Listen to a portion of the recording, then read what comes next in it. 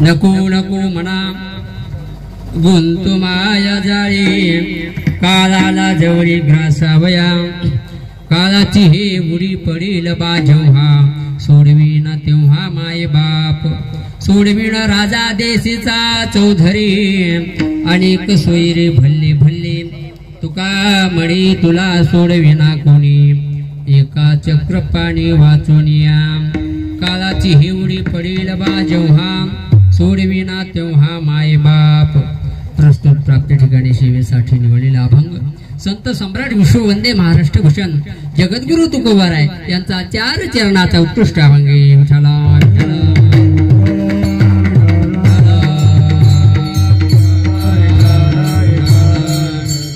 पांडुरंगा करू प्रथम नमो पांडुरंगा करू प्रथम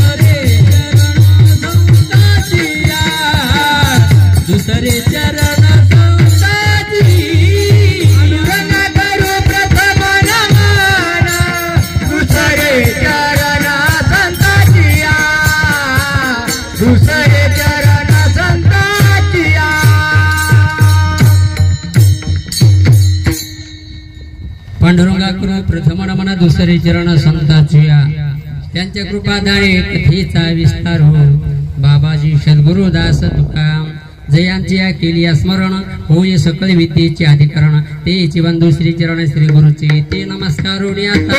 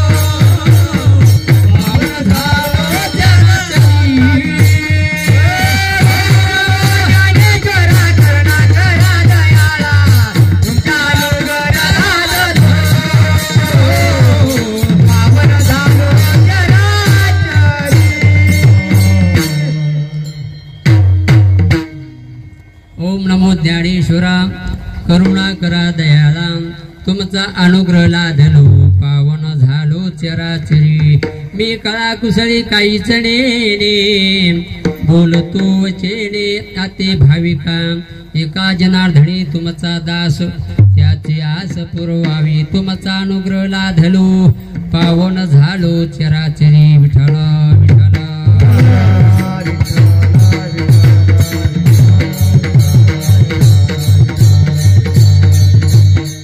नको नको म्हणा गुंतू माया जाळी काळाला जवळी ग्रासावया काळाची ही उडी पडेल बा जेव्हा सोडविना तेव्हा माय बाप कारण आज सर्वाला ज्ञात आहे महाराज या ठिकाणी तुमचं सर्वाचं दर्शनाचा योग आमचे खरंच आपण सर्वांना ज्ञात आहे आज काय निमित्त आहे आमच्या हृदयामध्ये असणारे उत्तमरावजी आपल्यातून निघून गेले बघा एक त्यांचे मी आमचे शिवाजी महाराज याने ज्या वेळेला मला फोन केल्यानंतर नाव ऐकल्यानंतर मी देवाला असं म्हटलं देवा अरे तुझं नामचिंतन बंद पडायचं का अरे या जगतामध्ये अशा लोकांची गरज आहे आमचे उत्तमराव महाराज याने महाराज अनेक वेळेला मी माझ्या कार्यक्रमामध्ये समोर बसायचे मला एक आनंद वाटायचा मी नेहमी म्हणायचो मामा तुम्ही कीर्तनामध्ये असल्यानंतर आम्हाला सुद्धा एवढा आनंद एवढा पावर निर्माण होतो बघा म्हणले महाराज अहो तुम्ही आमच्या हृदयामध्ये असे तुम्ही घर केले बघा आताच मागे रामनवमीला कार्यक्रम झाला आपल्या गावामध्ये त्यावेळेला आमचे बाबा कारण महाराज त्यांचे आता बरेच दिवसापासून त्यांची आमचे भेट व्हायची महाराज खरंच उत्तमराव आपल्यातून निघून गेले महाराज हे एक भगवंताने आपल्या सर्वच वारकरी मंडळी त्यांच्या घरावर तो हा महाराज दुःखाचा डोंगर कोसळलाय पण आम्ही जर नाव ऐकल्यानंतर आमच्या सुद्धा हृदयामध्ये असं काय वाटते महाराज का देवा अरे देवा तुला खरंच आम्हाला जो आवडतो तुला तो आवडला तू काय केलं असं महाराज बघा या कलियुगामध्ये अशा लोकांची गरज आहे बघा महाराज तो एकदा असल्यानंतर बघा काय भगवान परमात्मा अनेक संत महात्म्याने अवतार घेतलेत महाराज अनेक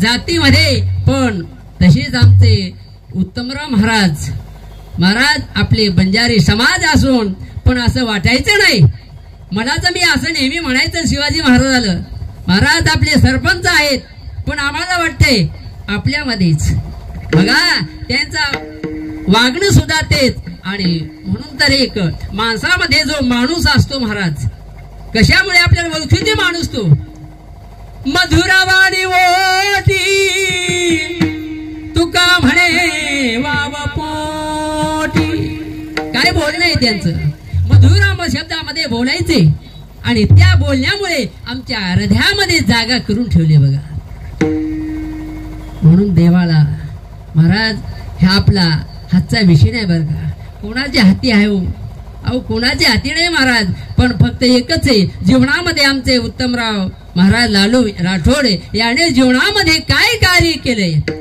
याचे महाराज लिखाण झालेले आहे बघा अनेक आपल्या जवळपास कार्यक्रमामध्ये समोर बसायचे मला सुद्धा आनंद वाटायचा कारण माझ्या तुल्य असणारे आमचे उत्तमराव महाराज मला आनंद वाटायचा महाराज कारण देवा अशा व्यक्तीला काम ज्यातून निघून गे काय निघून तू कशाला दिलं देवा कारण महाराज देवाचा स्वभावच आहे काय स्वभाव आहे जो आवडे सर्वाला तोची आवडे देवाला आवडला म्हणून देवाने घेऊन गेले अनेक लोक महाराज 80-85 वर्षे आहेत बाजवर आहेत पण देव त्यांना नेण्यासाठी तयार नाही पण आमचे उत्तमराव महाराज याने भगवंताने हाक मारल्यानंतर जावं लागलं म्हणून एकच जीवनामध्ये असं वाटते महाराज कारण त्याने जीवनामध्ये काय केले जीवनामध्ये महाराज काय केलं त्यांच्या जीवनामध्ये त्याने आपला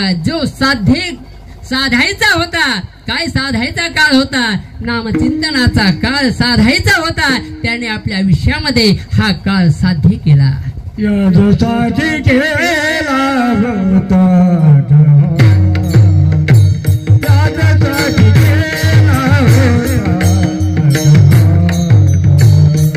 यासाठी केला होता, यासाठी केला होता, यासाठी केला होता,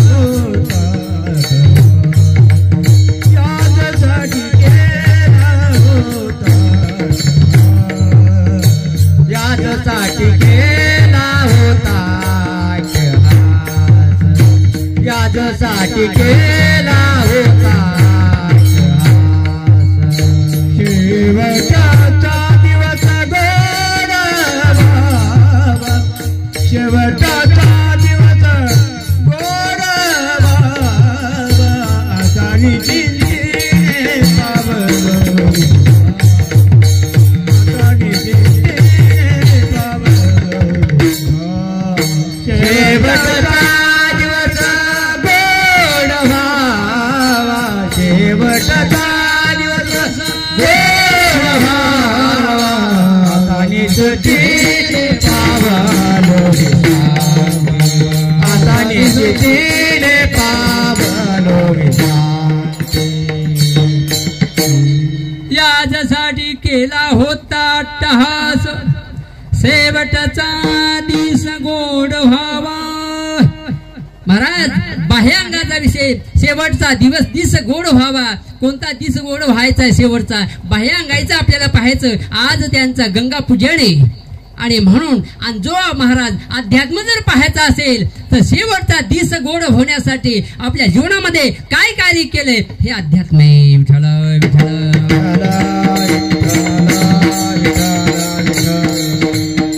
जीवनामध्ये उत्तमरावने काय केलं? आपल्या जीवनामध्ये भगवंताचं चिंतन केलं आणि भजनामध्ये रंगून गेले.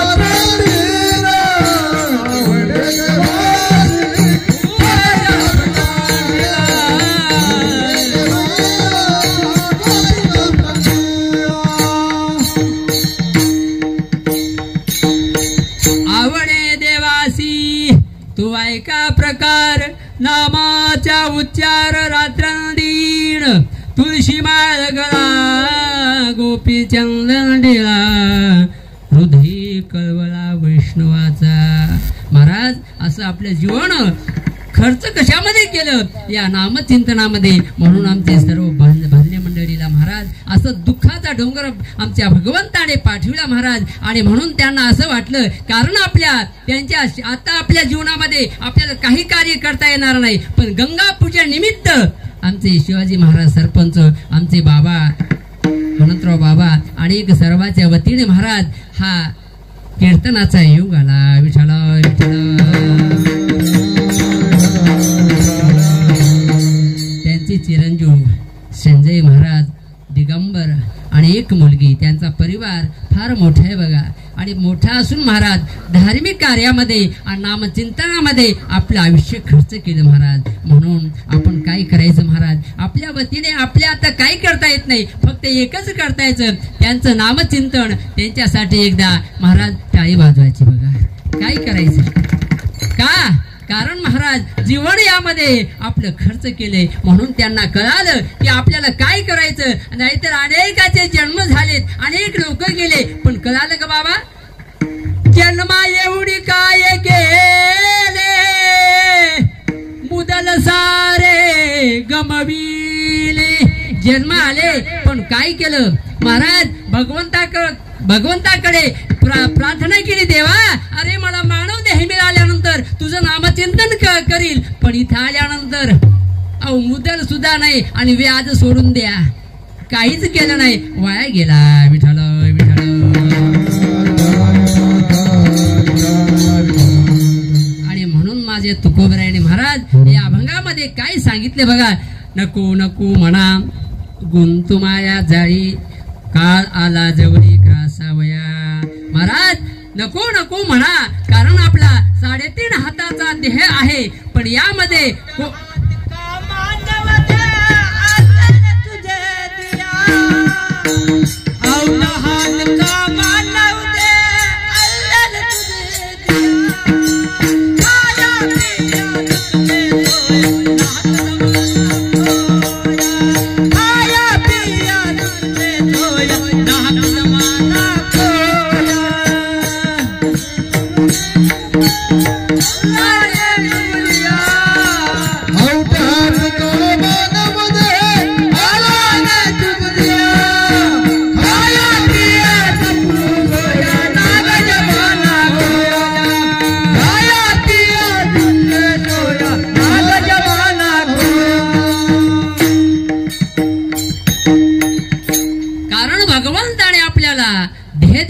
पण देह दिल्यानंतर आपल्या देहामध्ये अनेक लोक एकच कारभारी लोक आहे बघा. कारण कोण कारभारी असा आहे महाराज.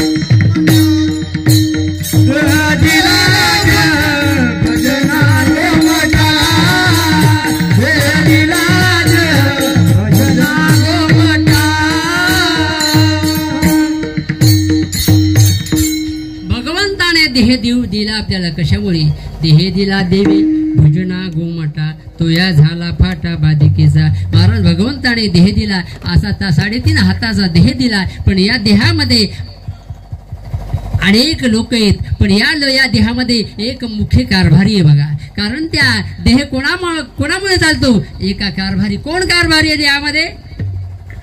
मनाजीराव पाटील. कोण आहे? ह्या मनाजीराव पाटलाच्या अनेक आपली इंद्रिय येत. डोळ्याने पाहायचं आणि मनाने सांगायचं. याने पाहिलं आणि पायाने चालायचं पण हे मन आहे महाराज. या देहामध्ये अंतकरण आहे. अंतकरणामध्ये एक भाग मनाचा आहे आणि ते मनाने काय केले माझ्या तुकोबाराने सांगितलं. या काय उपदेश केला कोणाला उपदेश केलाय? उपदेश कोणाला केला महाराज? या ठिकाणी जे मन आहे आपण या मनाचे जर माग आपण धाव केल्यानंतर आपलं जीवन वाया जाईल बाबा. हे की नाही? नको काय वाया जाईल आपलं मन. आपण जर या मनाच्या मागे गेल्यानंतर काय होईल महाराज? हे मन एवढे चंचल आहे आणि या मनाच्या जर मागे गेल्यानंतर आपलं आयुष्य बर्बाद होईल बघा. विठ्ठल विठ्ठल विठ्ठल. म्हणून हे मन आहे महाराज. मग हे मन आपलंसं करायचं. हे मन आपलंच होते का बाबा? नाही बघ एवढं सोपं आहे का मन आपलंसं होण्यासाठी? अहो जाऊ द्या. आपल्याला विषय महाराज फक्त बोधाचा